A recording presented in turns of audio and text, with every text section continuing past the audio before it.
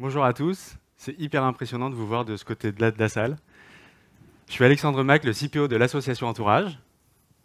Et bonjour à tous, Marion Desbonner, je suis Product Manager chez Entourage. Et aujourd'hui, on va vous parler d'un sujet qui nous tient particulièrement à cœur, qui est le produit au service de l'impact social. Hier, avec Marion, on était à Lille pour participer à un petit déjeuner solidaire. Et à cette occasion, on a rencontré Alessandro, 19 ans, et déjà 1 an de vie à la rue. Au détour d'un café, il nous a dit ces mots. En téléchargeant l'application Entourage, je pensais trouver un duvet pour passer l'hiver, mais j'ai aussi trouvé une famille et des gens sur qui compter. Ces mots, chez Entourage, ils nous touchent particulièrement. Parce que qui d'entre nous n'a jamais été gêné en croisant une personne SDF, à ne pas savoir quoi dire ou quoi faire? Alors qu'en vrai, si on s'arrêtait pour discuter, voici ce qu'on pourrait entendre. Tous les jours, je vois passer 3000 personnes devant moi et seuls 2 me disent bonjour. En France, il y a 300 000 personnes en situation de précarité et sans domicile fixe. Et le problème des personnes sans domicile fixe, il n'est pas là où on le croit. Ce qui fait qu'elles tombent à la rue et ce qui fait qu'elles y restent, c'est l'isolement relationnel. Toutes les trajectoires qui les emmènent à la rue sont différentes. Placement dans l'enfance, accident de vie, parcours de migration, etc. Mais à chaque fois, une constante, c'est l'isolement, la solitude et l'absence de réseau relationnel. Donc ce rejet et cet isolement, il constitue un enfermement et une souffrance au quotidien pour ces personnes parce que le lien que nous, on a à l'autre, il est vital. Il est vital dans le sens où si je n'existe pas dans le regard de l'autre, alors la confiance que j'ai en moi s'abîme, l'image que j'ai en moi se dégrade, ma désocialisation s'accélère. Donc être seul, en réalité, c'est la véritable inégalité des chances pour se réinsérer. Donc quand on n'est ni travailleur social, ni bénévole, qu'est-ce qu'on peut faire ? Eh bien, aujourd'hui, j'ai une bonne nouvelle. C'est que pour ce problème de l'isolement relationnel, chacun de nous, chacun de vous, est une part de la solution. Et c'est pour ça qu'on a créé l'association Entourage, il y a 6 ans, pour remobiliser les citoyens et recapitaliser les personnes en situation de précarité d'un réseau de relations. Alors comment ? Eh bien, en utilisant le digital. Pour ça, on a créé une application mobile dont le but est de connecter les riverains avec les personnes en situation de précarité. Et la mission d'Entourage, c'est ça, c'est de devenir le réseau de ceux qui n'ont pas de réseau.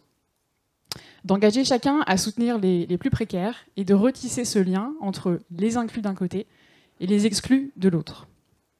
Et qu'on puisse donner à chacun des solutions pour agir, parce que parfois on veut agir, mais on ne sait pas très bien par où commencer.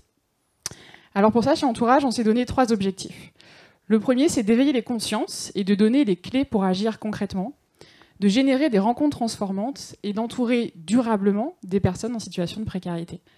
Cette notion de rencontre transformante, elle nous est chère parce que on considère qu'une rencontre, elle est transformante dès lors qu'elle est capable de changer de regard que les gens portent sur l'exclusion. Ainsi, les riverains développent leur capacité relationnelle et les personnes isolées regagnent confiance en elles. Et pour ça, chez Entourage, on a eu l'idée de mettre le smartphone au service de la solidarité. Et il y a principalement 3 fonctionnalités. C'est assez simple. La première, c'est de faire en sorte de pouvoir proposer ou de demander un service matériel ou une aide, le fameux duvet d'Alexandro, de pouvoir participer à des événements de convivialité organisés par Entourage, donc le petit déjeuner solidaire, et d'orienter les utilisateurs au travers d'une carte des lieux solidaires qui permet par exemple à un SDF de trouver l'accueil de jour le plus proche de chez lui. Aujourd'hui, avec ces fonctionnalités, on a réussi à lever une lourde première barrière, qui est celle de créer le premier contact. Ce premier contact, il va d'un simple bonjour à offrir une aide ponctuelle. Et aujourd'hui, à travers la France, on comptabilise 150 000 utilisateurs, 20 000 actions solidaires et surtout 17 000 personnes isolées qui sont entourées dans le réseau d'Entourage et qui nous déclarent à 72% avoir envie de faire de nouvelles choses. De nouvelles choses, ça veut dire quoi? Ça veut dire reprendre des démarches administratives, reprendre une formation ou reprendre un travail. Bref, avoir de nouveaux projets de vie. Et nous, on est assez fiers de cet impact-là. On a réussi finalement à briser la glace qui séparait les visibles et les invisibles. On sait que nos activités, nos méthodes, elles fonctionnent plutôt bien. Mais maintenant, on voudrait aller au-delà du premier contact et du don matériel. Maintenant, on a la volonté vraiment de redonner un réseau de soutien durable aux personnes en situation d'exclusion. Et c'est vraiment à travers ce réseau que l'insertion devient possible. Et ça, on veut le faire à plus grande échelle, en embarquant encore plus de personnes dans notre vision d'un monde plus fraternel. D'ici 2024, on a de belles ambitions. On voudrait diffuser les missions et les valeurs d'entourage auprès de 6 millions de Français, faire vivre une rencontre transformante à 50 000 riverains chaque année, et enfin entourer durablement 5 000 personnes en précarité, les entourer durablement. Ouais, et pour le moment, on est assez éloigné de ces objectifs d'impact qui pourraient décupler notre portée, parce qu'on fait face à 3 freins principaux. Le premier, c'est qu'on constate une fraternité latente. Exemple, si mon téléphone il est cassé, c'est naturel pour moi d'en racheter un autre. Si j'ai un trajet à Marseille, c'est naturel pour moi d'acheter des billets de train sur le site de la SNCF. D'un point de vue de la solidarité, c'est beaucoup plus complexe, dans le sens où, malheureusement, on ne se réveille pas tous les matins avec l'envie de partager un café avec une personne sans abri. En réalité, on n'y pense même pas forcément, alors qu'on a tous besoin de liens sociaux, on a tous envie d'aider l'autre et de se rendre utile. Donc là, notre challenge, c'est comment est-ce qu'on arrive à promouvoir l'adoption d'un produit dont, quelque part, personne n'a besoin de prime abord. C'est notre premier frein. Le deuxième, c'est la prévalence du don matériel. Une fois qu'on a éveillé les consciences, c'est bien, mais en fait, on se rend compte qu'il y a un décalage entre la manière dont nos utilisateurs ont envie d'agir et dont nous, on aimerait idéalement qu'ils puissent agir. C'est-à-dire qu'un riverain, aujourd'hui, quand il télécharge l'application Entourage, il veut aider, et c'est louable, et pour aider, pour lui, le réflexe, c'est de vouloir donner. Donner une paire de chaussures, un duvet, un manteau, que sais-je, mais en tout cas de donner. Et du côté des personnes en précarité, le premier réflexe, c'est aussi de demander une aide matérielle ou un service. Et c'est bien normal, quand on vit en situation de rue, on vit dans des situations très précaires, on peut le comprendre. Sauf que nous, notre impact, il n'est pas dans l'échange matériel. Notre impact, il doit être ailleurs parce que le don, finalement, le don matériel, il verticalise et il biaise les relations entre riverains et personnes en précarité parce que c'est vraiment une main qui donne et une main qui reçoit. Nous, notre impact, il réside dans le fait de générer des changements de regard, de pouvoir entourer durablement. Et finalement, ça passe par une horizontalisation des relations qu'on voudrait créer avec l'application Entourage. Et le troisième frein auquel on fait face, c'est malheureusement des utilisateurs qui ne savent pas vraiment quoi faire. Parmi tous les utilisateurs qui arrivent dans l'application, donc qui ouvrent l'application et qui ne font rien, il y en a 32% qui nous disent ne pas savoir par quoi commencer. Et il y en a 26% qui nous disent ne pas savoir comment agir, comment interagir avec des personnes sans domicile fixe. Et quelque part, on les comprend, c'est normal, parce que ce sont ces mêmes personnes qui n'ont pas été sensibilisées, qui n'ont pas été formées et qui n'ont pas eu les clés pour passer à l'action. Donc là, ce qu'on va essayer de faire, c'est de faire en sorte de les autonomiser et de leur donner les clés pour passer à l'action, d'autant plus qu'il y a 40% de l'ensemble de nos utilisateurs qui se trouvent dans des zones qui ne sont pas couvertes aujourd'hui par Entourage, c'est-à-dire des endroits où il n'y a pas un salarié d'Entourage qui va aller animer la communauté pour créer des événements, pour parler aux assos, pour parler au pouvoir public. Et du coup, un utilisateur dans ces zones-là, quand il ouvre l'app, il ne voit pas d'événements, il ne voit pas d'action, il est frustré et il quitte Entourage. Donc ça, c'est notre troisième frein. Alors évidemment, pour comprendre plus précisément ces freins à un impact plus large et comprendre nos utilisateurs, comme toute équipe produit, on a fait de la recherche. On a passé nos datas au peigne fin, on est allé à la rencontre de nos utilisateurs, qu'ils soient riverains ou personnes en précarité. Et aujourd'hui, ce qu'on voudrait partager avec vous, ce n'est pas tellement nos méthodes, parce que vous les connaissez tous par cœur, ni nos résultats. Ce qu'on voudrait partager, c'est en fait la particularité de faire de la recherche utilisateur auprès de personnes en situation de précarité. Alors d'abord, on a la chance chez Entourage d'avoir un comité de la rue. C'est 15 personnes qui sont, à l'heure où je vous parle, en situation de rue, ou qui l'ont été par le passé, et qui nous aident au quotidien à co-construire notre produit. Si vous voulez, c'est un peu notre boussole éthique, et c'est vraiment très précieux pour nous, parce que grâce à eux, on s'assure finalement que notre produit n'est pas uniquement fait pour des personnes sans abri, mais il est aussi fait avec des personnes sans abri. Et surtout, comme ça, on s'assure que le produit adresse directement les usages des personnes exclues. Pour vous citer un exemple, c'est déjà arrivé, par exemple, que le comité de la rue nous dise non, votre idée, moi, elle ne me plaît pas, quand un jour, on leur avait proposé de pouvoir donner des dons financiers aux personnes en situation de précarité via smartphone. Ils ont dit non, ce n'est pas la mission d'Entourage, on ne fait pas. Donc dans ces cas-là, l'équipe produit ne fait pas. Voilà. Et ensuite, on a essayé de mettre en œuvre et de monter une communauté de bêta-testeurs. Donc c'est des gens hyper motivés pour nous aider à améliorer notre produit. Auprès d'eux, on organise des ateliers d'idéation, des tests utilisateurs, etc., etc. Ces sessions, elles s'organisent soit par téléphone, soit dans nos locaux à Paris, ou soit dans les lieux où se tiennent les événements de convivialité d'entourage. Et l'organisation de ces événements sont toujours compliqués dans le sens où on est confronté à chaque fois à la réalité de la vie à la rue. Il faut savoir qu'une personne SDF, en une journée, elle parcourt de très nombreux kilomètres, notamment à Paris, et son agenda et ses disponibilités sont toujours flous, voire même peuvent être chamboulés à tout moment. Et parfois, on se retrouve avec la moitié des participants à ces sessions, voire pas du tout de participants, sans savoir trop pourquoi. Et pour illustrer ça, la dernière fois, on a essayé d'appeler Victor, je crois, et qui au téléphone nous disait bah là, je ne peux pas vous parler, je suis en train de faire la manche pour trouver 10 € pour me payer une nuit d'hôtel ce soir. Et par ailleurs, vous connaissez l'importance d'aller au plus proche de vos utilisateurs, dans leur environnement de travail, etc. etc. Bah nous, c'est pareil, on essaye d'aller dans ces lieux qu'on va dire de survie, accueil de jour, bagagerie, centre d'hébergement d'urgence. Souvent, on y va avec nos questionnaires, nos scénarios et nos devices de test. Et très souvent, on arrive à trouver les réponses à nos questions. On arrive à dérouler nos hypothèses, à les valider ou à les invalider. Mais en tout cas, il faut savoir que dans ces lieux-là, les personnes qui y sont présentes ne sont pas forcément dans leurs meilleures conditions pour répondre à nos questions. Elles sont fatiguées, elles ont besoin d'un répit que nous, on n'a pas forcément envie d'interrompre.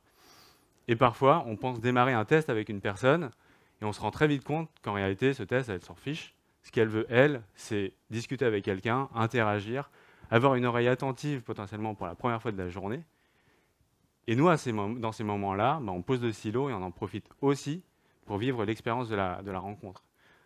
Assez souvent, on rentre de ces visites bredouilles parce qu'on n'a pas réussi à poser toutes nos questions, etc. Mais en tout cas, on s'est vachement rapproché de nos utilisateurs, beaucoup plus qu'un personnage imprimé sur une fiche A4. Et ça vient de toutes les manières enrichir notre réflexion produit a posteriori. Alors après tout ce travail des discoveries, à faire des ateliers, des tests d'utilisabilité, des interviews, etc., on pense que pour étendre plus largement notre impact, on doit se recentrer beaucoup plus sur la mission d'entourage, qui est d'engager chacun dans des réseaux de soutien avec les plus exclus. Pour nous, il s'agit de créer et de favoriser des réseaux de soutien durables afin de contribuer à un monde plus inclusif, dans lequel chacun a quelqu'un sur qui compter. Alors concrètement, d'un point de vue produit, ça veut dire quoi ? Eh bien, ça veut dire qu'on travaille depuis plusieurs mois avec Neoxia, une agence de conseil qui est notre partenaire, une nouvelle version de l'application Entourage, qui a pour objectif vraiment de capitaliser tout ce qui est en lien avec notre mission dans l'app, de supprimer ce qui ne l'est pas, et puis évidemment d'ajouter quelques briques manquantes comme du contenu pédagogique in-app. Et pour ça, on a 3 leviers principaux qui sont sensibiliser, connecter et rassembler. Ouais, sur le volet de la sensibilisation, on l'a un petit peu dit tout à l'heure, c'est assez compliqué, on le comprend, d'aller à l'interaction, à la rencontre des personnes en situation de rue, parce qu'on ne sait pas bien quelle posture adopter, on ne sait pas bien quoi dire. Et pour ça, on a créé un programme de sensibilisation pour casser les préjugés sur les SDF, pour changer le regard des citoyens et surtout leur donner les clés pour passer à l'action et pour aller à la rencontre. Ce programme-là, on le diffuse sur le terrain, dans les écoles et dans les entreprises, mais on le diffuse aussi en ligne via des ateliers de sensibilisation toutes les 2 semaines, via le mini-site qui s'appelle Simple comme bonjour, et dans la nouvelle version de l'app, on va dédier toute une section à pousser du contenu de sensibilisation et de formation pour faire en sorte que nos utilisateurs soient outillés, sensibilisés à progressivement passer à l'action. L'idée ici, il est double, c'est de faire en sorte que ces contenus, ils favorisent et ils créent la rencontre de manière simple et que ces rencontres-là, elles soient riches pour l'ensemble des parties. Le deuxième levier, c'est de connecter. Et comme le dit Kenny, qui est notre vice-président du comité de la rue et qui a lui-même passé 17 ans à la rue, les groupes, c'est ultra important. Si tu ne rentres pas dans un groupe, tu peux avoir de la considération pour toi-même, mais le fait que quelqu'un te considère, c'est ça qui est vital. La création de liens, elle est vraiment au cœur de notre association Entourage, et c'est pour ça qu'on souhaite que ça se traduise beaucoup plus dans l'application Entourage que ça ne l'est aujourd'hui. Et on veut vraiment réussir à horizontaliser ces échanges entre les riverains et les sans-abri. C'est pour ça qu'on a imaginé une nouvelle fonctionnalité, la fonctionnalité des groupes, qui a pour but de créer ces réseaux solidaires au sein d'un même quartier, entre riverains et personnes en précarité. Un espace finalement sans étiquette, où chacun peut exprimer sa voix. Ces groupes réuniront les utilisateurs autour d'une activité, d'une passion. Ça peut être, je sais pas, le jardinage, le sport, que sais-je, peu importe. Mais en tout cas, c'est un lieu de rencontre, de convivialité. Et vraiment, chacun peut s'exprimer et on insiste sur l'entraide au sein d'un quartier. Donc comme ça, cette fonctionnalité des groupes, elle permettra d'entourer les personnes les plus exclues, de favoriser les échanges et puis de provoquer la rencontre dans la vraie vie, au-delà de l'application, évidemment.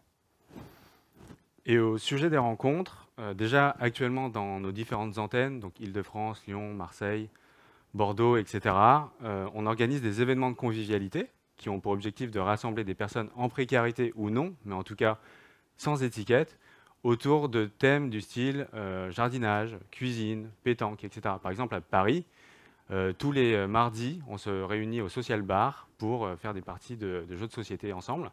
Et ça, pour nous, c'est des occasions pour créer la rencontre entre des inclus et des exclus. Et notamment pour les personnes en précarité, c'est des moments de bulle, de respiration dans un quotidien qui est plutôt compliqué, qui peut être compliqué. Et à chaque fois, ces événements, c'est des rencontres transformantes pour tout le monde.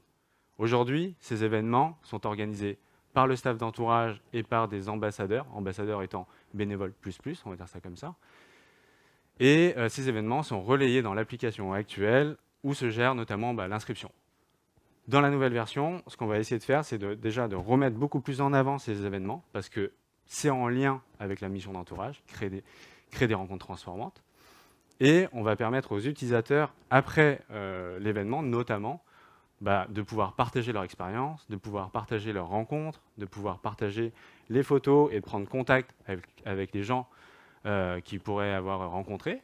Et surtout, on va autonomiser chacun de ces utilisateurs pour créer eux-mêmes des événements de convivialité au sein même de leur quartier. Et ainsi, on va les rendre acteurs de la solidarité au plus proche de leur quartier. Et puis enfin, un dernier levier, c'est d'accompagner notre utilisateur sur tout le parcours d'engagement, parce que c'est pas toujours facile finalement de savoir comment passer à l'action, comment oser. Et pour ça, on va vraiment insister sur le fait que chaque utilisateur pourra librement, dans notre app, contacter un modérateur. Un modérateur, c'est une personne d'entourage qui est là pour répondre aux questions. Si on veut avoir un peu d'inspiration pour commencer une discussion avec une personne sur l'application, une personne en précarité ou un riverain, peu importe, ou finalement comment on peut orienter une personne en précarité. C'est pas toujours facile de trouver les réponses aux questions qu'on peut avoir. Et puis on travaille aussi sur un algorithme qui sera capable de faire des recommandations pour passer à l'action. Et chaque utilisateur aura finalement un peu des idées d'action pour oser y aller, oser se lancer, selon ses centres d'intérêt, sa zone géographique, et puis son niveau d'engagement, son niveau de maturité finalement avec entourage. Et donc tous ces leviers nous permettront de décupler, j'espère, notre impact. En tout cas, oui, maintenant qu'on sait quoi faire, reste à savoir comment est-ce qu'on sait que ça fonctionne, quels sont les critères de succès qu'on va définir. Et vous le savez, chez Entourage, notre mission, c'est vraiment de créer la rencontre entre des exclus et des inclus. Et notre impact, il est là. Il est sur les effets de ces rencontres, sur les effets sur les personnes en situation de précarité à vouloir s'en sortir, à se remobiliser ou à se motiver. Et... pardon. Non, c'est pas ça. Trop tôt.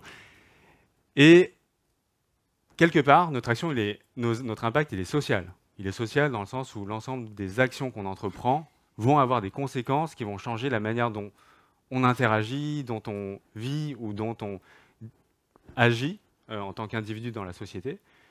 Par exemple, et c'est un peu l'exemple de Marion de tout à l'heure, qui est de se dire que si un riverain, grâce à Entourage, vit un changement de regard et qui va le dire bonjour à toutes les personnes SDF qu'il va croiser, notre mission, elle est accomplie.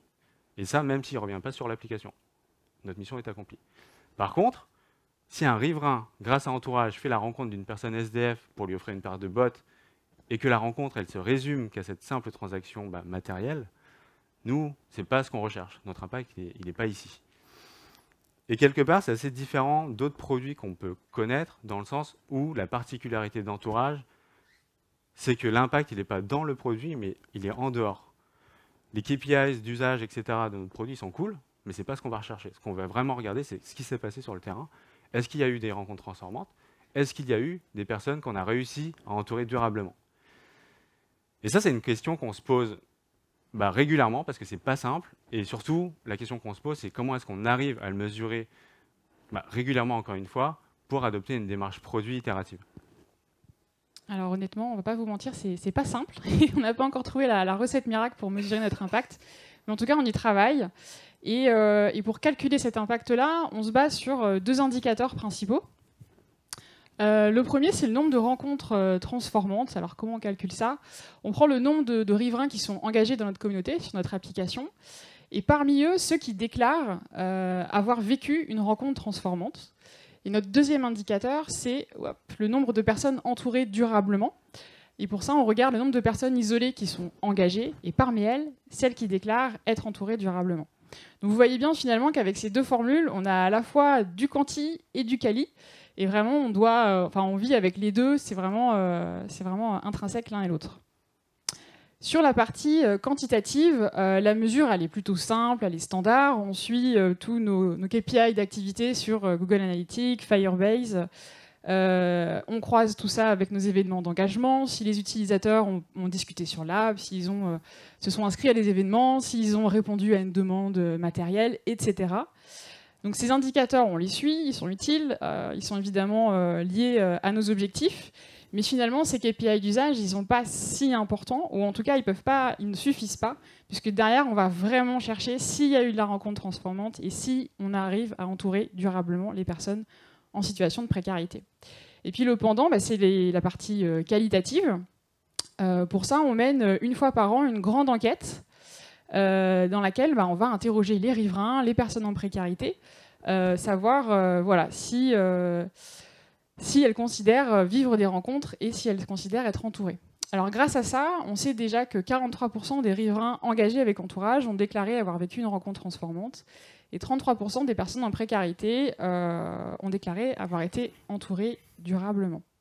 Donc à l'année, on sait combien on a de rencontres transformantes et on connaît le nombre de personnes entourées.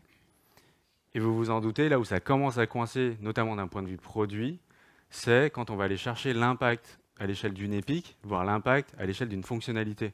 Parce qu'étant donné que ces taux d'impact ils sont calculés tous les 12 mois, et que dans ce laps de temps des 12 mois, forcément, nous, on met en production plusieurs fonctionnalités, quelque part, on n'est pas capable de correctement savoir si telle fonctionnalité ou telle épique ont eu l'effet escompté sur les rencontres transformantes ou sur le fait d'accompagner d'entourer durablement des personnes en situation de précarité. Et ça, c'est incompatible avec des tests de test and learn. On essaye de le corriger en ce moment même, et pour ça, on va le faire par étapes. La première étape, c'est tout d'abord de se dire qu'avant d'aller chercher à mesurer des taux transformatifs, c'est de se dire combien, grâce à l'application Entourage, donc au produit Entourage, on a réussi à créer de rencontres. Aujourd'hui, on n'est pas tout à fait capable de le savoir, dans le sens où c'est beaucoup du déclaratif. On a les inscriptions aux événements, on a le nombre de personnes qui se proposent de donner des choses, on a le nombre de personnes qui qui demandent plutôt de l'aide. Et donc dans la nouvelle version de l'app, il n'y a vraiment pas de secret. Ce qu'on va essayer de faire, c'est de demander du feedback aux utilisateurs, leur demander si... on va essayer de gamifier et de rendre ça un peu ludique. Et l'idée, c'est de leur demander s'ils ont vraiment été aux événements, s'ils ont rencontré du monde, et sinon, on leur pousse tel ou tel contenu. Si la personne qui s'est proposée de donner une paire de chaussures a trouvé preneur, par exemple, et si la personne qui a demandé de l'aide l'a trouvé. Déjà, ça va nous donner une idée de combien il y a eu de rencontres grâce à telle fonctionnalité ou telle épique. C'est la première étape. Alors, vous vous en doutez, la mesure d'impact annuelle, elle est ultra chronophage, très énergivore pour les équipes terrain qui vont vraiment mener ces enquêtes. Alors, elle est chronophage, mais elle est vraiment essentielle parce qu'elle est globale et elle touche toutes les activités d'entourage. D'un point de vue produit, c'est pas suffisant. Évidemment, on a besoin d'avoir du feedback plus rapidement, plus régulièrement.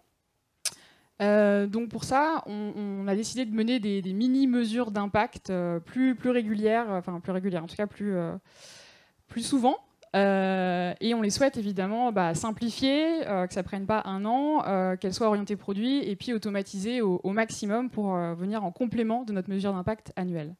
L'objectif derrière ça, c'est de connaître notre impact réel du produit tous les 2 mois à peu près. Alors comment on s'y prend? On est en train d'implémenter un CRM Ça y est, ça arrive sur Entourage. Et grâce à ça, on va pouvoir interroger nos utilisateurs en fonction de leur profil et puis de l'usage qu'ils ont de nos fonctionnalités. Et une fois toutes ces données collectées, et ben on va comme ça pouvoir leur envoyer un questionnaire Typeform pour les interroger sur leur usage. Et ça nous permettra de mesurer l'effet transformatif des rencontres. Une fois qu'on saura tout ça, on pourra connaître du coup le taux de rencontres transformantes et de personnes qui sont vraiment entourées par segment d'utilisateurs et par fonctionnalité. Alors évidemment, il y a un hic à tout ça. Vous vous doutez bien que les personnes en situation de précarité, même si elles sont très souvent même équipées d'un smartphone, elles n'ont pas toujours un email. Et puis répondre à un questionnaire en ligne, c'est pas forcément quelque chose qu'elles font tous les jours non plus. C'est pas toujours facile. Donc pour le moment, on ne voit pas d'autre solution finalement que d'aller aussi à leur rencontre lors de nos événements par exemple et de les appeler pour obtenir ces informations. Et puis finalement, c'est ça aussi la richesse et la force du réseau Entourage, c'est d'avoir une belle équipe mobilisée sur le terrain, à la fois de salariés et de bénévoles, qui nous permettent de faire vivre cette communauté Entourage. Donc grâce à toutes ces étapes, finalement, on sera capable de mesurer plus finement l'impact produit auprès de nos utilisateurs. Et aujourd'hui, en fait, on est un petit peu déçus parce que malheureusement, notre application elle est en bêta-test. Donc, on n'est pas capable, là, de vous dire comment ça va fonctionner, nos idées, est-ce qu'on a réussi à faire nos mesures d'impact, etc., etc. C'est pas grave, ce sera l'occasion potentiellement d'une prochaine occasion. En tout cas, ce qu'on voulait surtout vous dire, pour conclure rapidement, c'est pas vous apprendre à faire du produit. Ce qu'on voulait surtout vous faire passer comme message, c'est faisons un pas de côté et juste vous dire que oui, on peut mettre le produit au service du bien commun.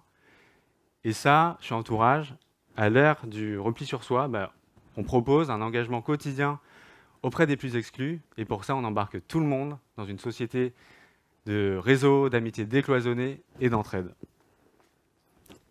Et pour terminer, on voulait vous partager un petit témoignage, celui de Laure, qui est riveraine dans la communauté Entourage. Alors, je vais me permettre de lire. Les personnes à la rue portent souvent sur eux un sourire d'une reconnaissance inégalable, ainsi qu'une fatigue palpable. Ils se plaignent souvent moins que celui qui, chaque soir, dort dans son lit. Leurs sacs remplis d'histoires de vie ne sont pas là que pour émouvoir, ils devraient aussi nous alerter. Alerter sur le fait que non, on ne choisit pas d'être à la rue. Et oui, ça peut arriver à chacun, à un camarade d'école, à un membre de sa famille ou même à soi-même. Que dites-vous de l'idée utopique qui dit que si chacun s'occupe à sa manière d'une personne qui va moins bien que lui, alors le monde changerait? L'utopie qui éveille les regards et met en chemin l'emporte sur le statisme. Et sans utopie, même infime, nos sociétés se trouveraient atrophiées. Nous devrions tout faire pour que le fatalisme soit peu employé et n'érige pas notre façon de penser la vie. Alors, soyons immensément grands, persuadés d'être un jour la boussole de l'autre, cet autre qui aiguillera à son tour afin d'alimenter la grande roue vertueuse qui est celle de la solidarité. Merci. Merci.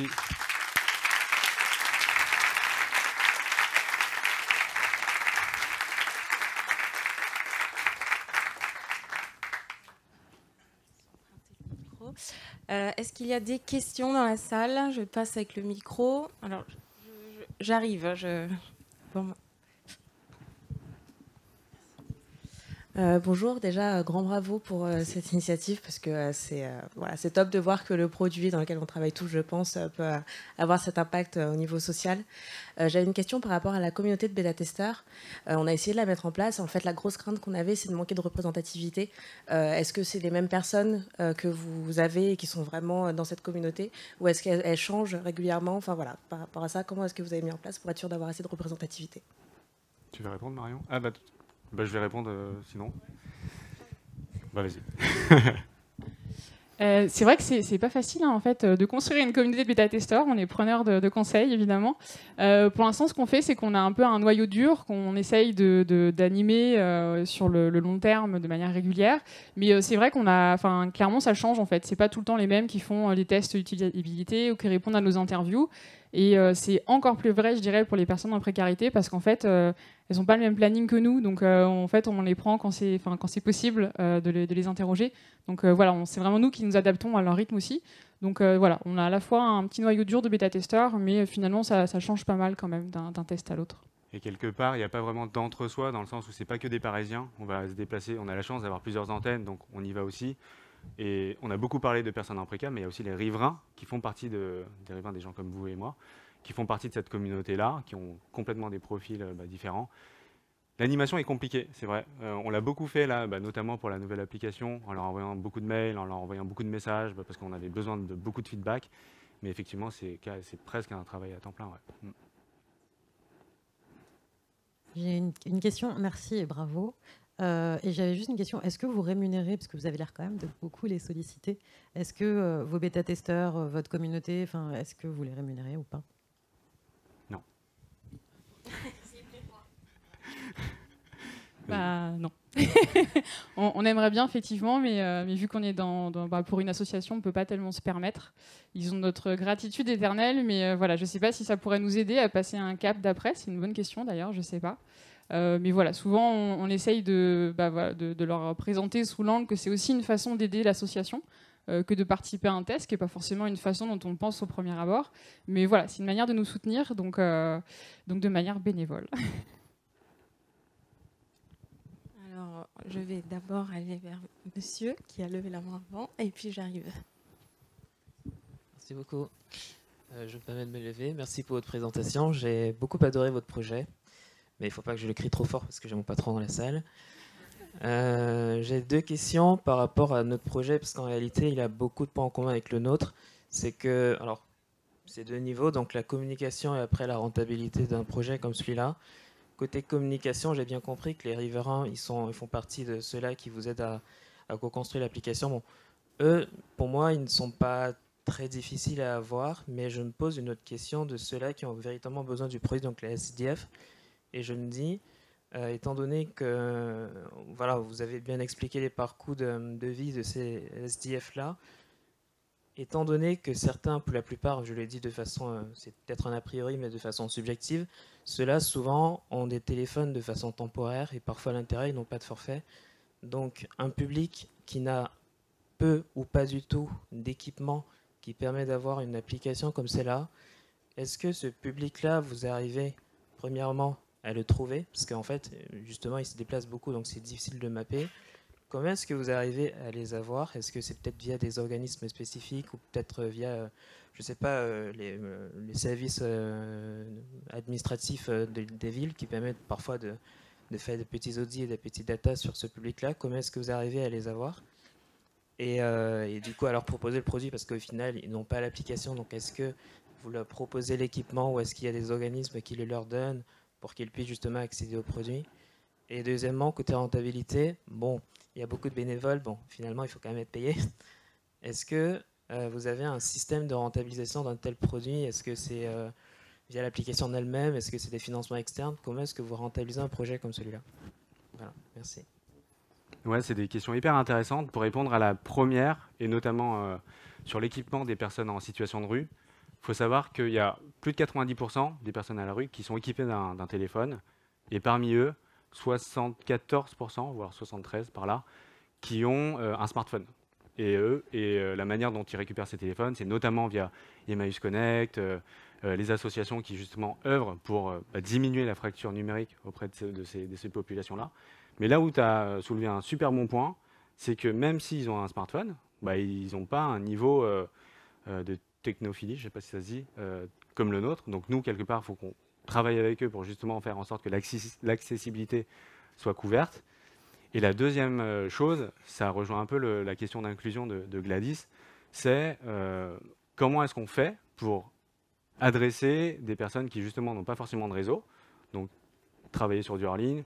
Comment est-ce qu'on fait pour adresser des personnes qui malheureusement ne parlent pas, ou heureusement, j'en sais rien, ne parlent pas en tout cas tous français. Donc il y a un travail de localisation, de traduction à faire aussi là. Donc pour répondre à la question, c'est oui, ils sont équipés, et oui, on essaie d'aller les adresser au plus proche de leurs besoins. Et pour répondre à la deuxième question, au niveau du financement, donc nous on a la chance de pas trop en souffrir, d'ailleurs même au contraire, on a la chance d'avoir un budget qui grandit, et ça se fait de plusieurs manières. C'est notamment des fondations d'entreprises avec qui on est partenaire, des entreprises auprès de qui on va aller faire des ateliers de sensibles, etc., rémunérés. C'est des dons particuliers. Et c'est des subventions qu'on a notamment de la région Île-de-France ou de la ville de Paris. Voilà. Et après, là où tu soulèves un très bon questionnement, c'est de se dire comment est-ce qu'on arrive à aller au-delà, à se défaire aussi des subventions qui arrivent en fait par à-coup. Il faut aller déposer des dossiers tous les ans. Comment est-ce qu'on fait pour avoir quelque part un fonds de roulement récurrent? Et c'est la question qu'on est en train de se poser, mais ça passe notamment à l'engagement des collaborateurs en entreprise, typiquement, on a un programme qui s'appelle Linked Out, donc il n'y a pas que Entourage, mais on ne voulait pas faire trop compliqué, qui est plus sur de la réinsertion pro de personnes en situation de précarité. L'idée, c'est comment est-ce qu'on les accompagne, et une fois qu'on les a accompagnés, qu'on les a remis en emploi, que quelque part l'entreprise participe aussi à cet effort, quoi. Donc, voilà. J'arrive.